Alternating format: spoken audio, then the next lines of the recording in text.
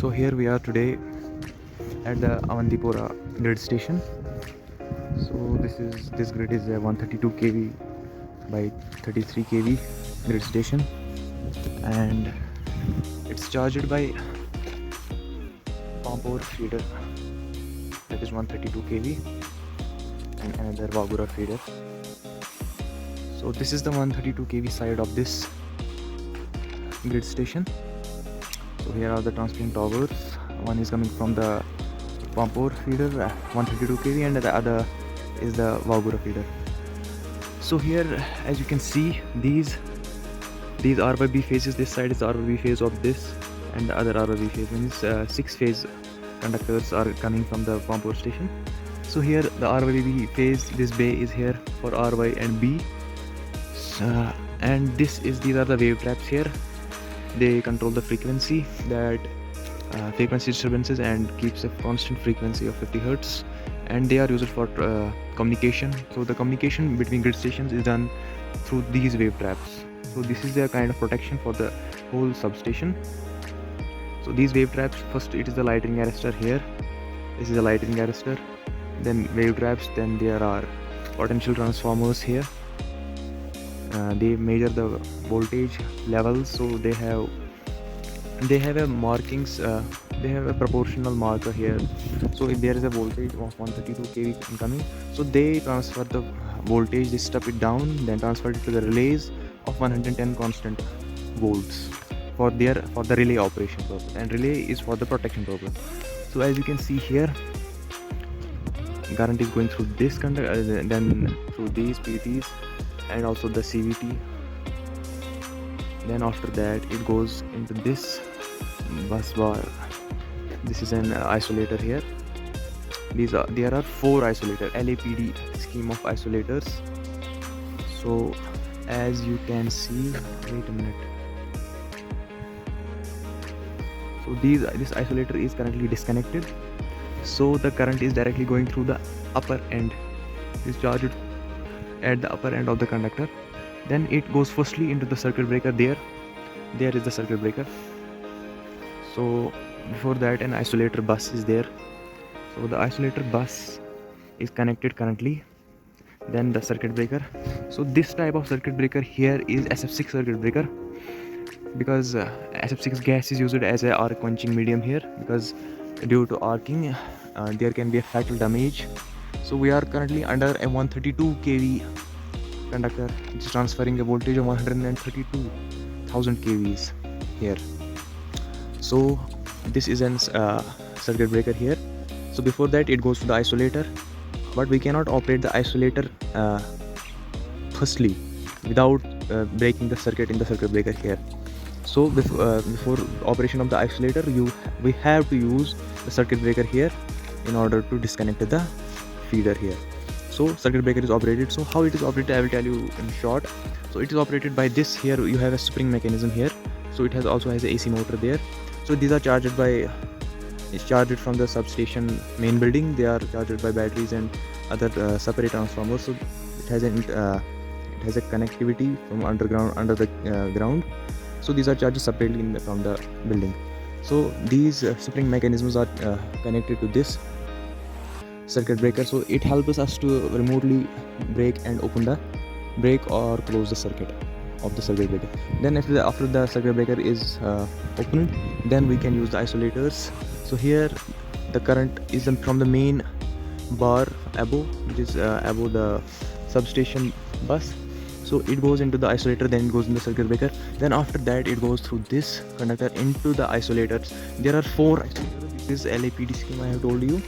So one is a transfer isolator, other is different. They have different schemes.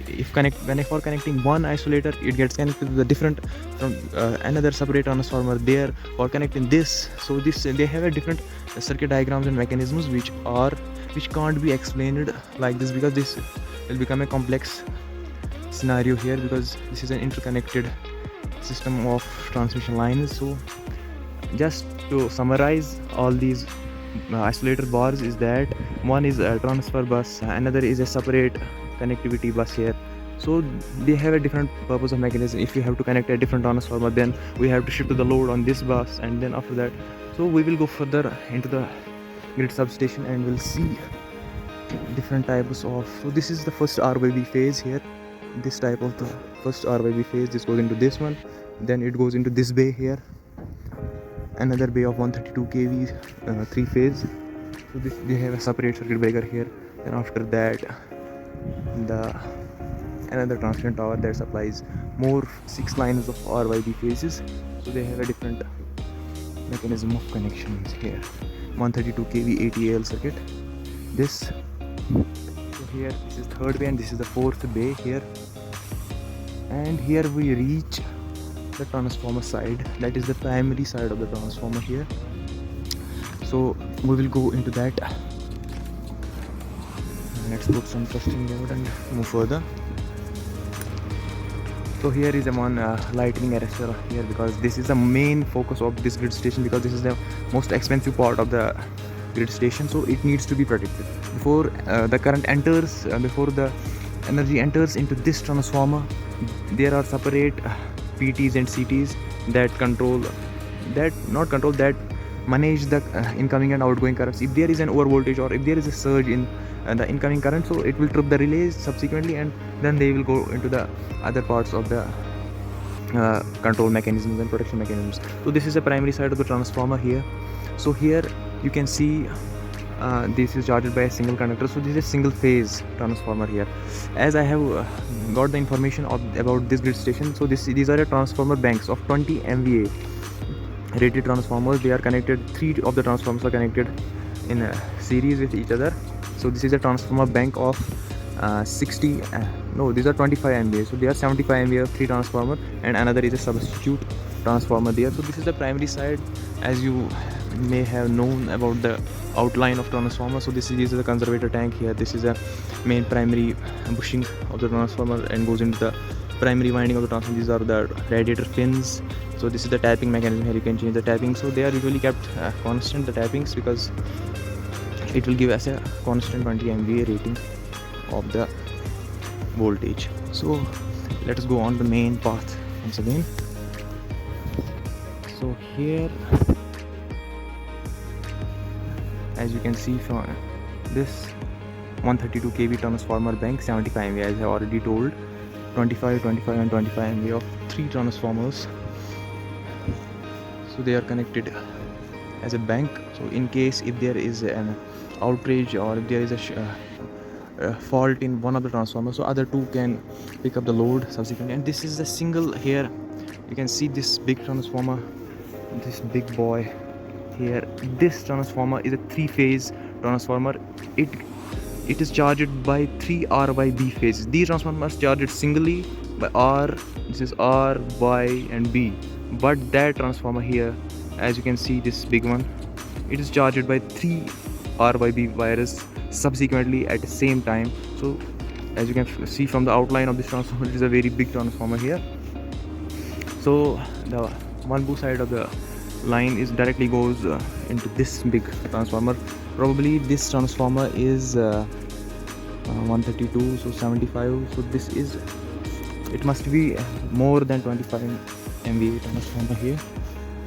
Those transformer, this transformer is a very big transformer, so its rating must be much larger than the other transformers.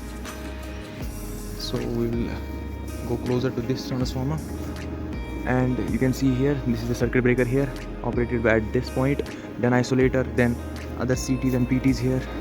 Then is this transformer here, 3-phase transformer. You can see how much heat it is. I can feel the heat of this transformer on my face, because it is a very huge transformer. So it is charged by 3-phase wires. I think this transformer is a 60 MVA transformer here, but it is connected separately. It is not connected in as a bank, so it is connected separately. You can see this is, I think this is an OFAF transformer, because oil forced and air forced transformer it is. This is the secondary side of the transformer and its conservator. This is because the fans, it is oil air forced and oil forced, because oil is pumped into this, then it is cooled down, then pumped once again. So that is why it is oil forced and air forced cooling system of the transformer. So this is the earthing plate there, earthing the transformer, protecting it. Here you can see this is the potential transformer, PT. So you can see above the conservator tank, this is the conservator tank, this is the buck holds relay. So it manages the oil levels of this and checks if there is an internal fault in this system. This is a nitrogen gas, so in case of any fire or anything, this system here pumps nitrogen. This is explosion prevention and fire extinguishing system. So in case of a fire or emergency, so this has an nitrogen cylinder that is very cool and cold. It lowers the temperature exponentially when there is an heating up of the system or anything like that happens in case of emergencies. It is cooled by these pipes on over a pressure, and this is the outlet of this, and that is the inlet there through which the nitrogen gas gets into the oil and cools down the temperature of this transformer here. So then after that, this is the primary charged by on the three primary sides, R, Y and B. Then on the secondary side you have also the three wires, that is a 33 kV wire here. Yes, it is a 50 MVA XMR. I already told you it must be greater than 25 MVA like those single phase transformers. So this is a 50 MVA transformer. This is the secondary side of this transformer, and these are the secondary 33 kV lines that go into different feeders. So this let me give an example of this feeder. So this is a 33 kV air field. So we have nearby Air Force station here. So this yard charges that feeder, so it goes into the airfield. So this is Narva Pulwama, and this feeder 33 kV goes to the Sangam area of South Kashmir. So now after that you can see this is a substitute transformer that has to be coupled with those primary transformers, so it will act as a transformer bank. So you can see the repairs are going on there. So these transformers have a little bit of have a continuous loads that are ongoing. So these transformers need to have some mechanism of protection, and so in order for interrupted supplies, you can say.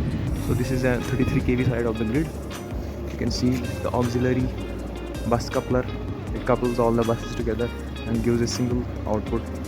This is the transformer bank third here, 33 kV. So these all as I have told you, these secondary side of these three single phase transformers go together at this point, and then all the 33 kV lines are connected at this 75 MVA side. So here are other bays also. Sangam 1, that's the Sangam 2nd was there, Sangam 1 is there. So two lines goes to Sangam, 33 kV lines. Then this is the Awantipur side, this is the Tral 1 and Tral 2. So 66 kV line goes to Tral, and Awantipur gets 33 kV line. So as you can see this, so 132 kV another line comes from Lasipora circuit, Lasipora 2 circuit, because so here the main bus is charged Lasipora as well. So Pampur along with Wagura and Lasipora as well, they charge this bus of Awantipura grid station.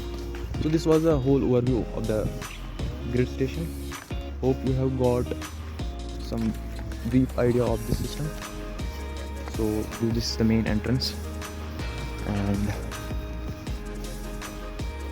you see lighting and other mechanisms that are necessary for the operation during night. The whole mechanism of power transfer, generation and distribution lies on these grids. So if there is any fault or any sort of blackout that happens, so there are different protection schemes which would be employed at that time in order to protect the system and provides you an uninterrupted supplies for the whole. For the distribution transformers, we usually don't get proper supplies, but this grid needs to be operated 24/7, because if this grid stops, then as you can see different feeders there, all the working of other is dependent on this grid here. So if then every else grid is stopped. So you can see here the scenic view outside of this grid station. That is the transmission line that is coming. It goes to other area, or this transmission line is charged. I think this goes to Tral. As I have told you, the Tral feeder. These 6 lines goes 33 kV lines go to the Tral side of this area over the hill. So this is the main entrance of this. You have understood a basic overview of the system. So I will end this video and give you the front. So stay tuned for future as well. I will be sharing some other videos. This is the main entrance of Power Grid Awantipur Substation on the JK PTCL. So thank you very much.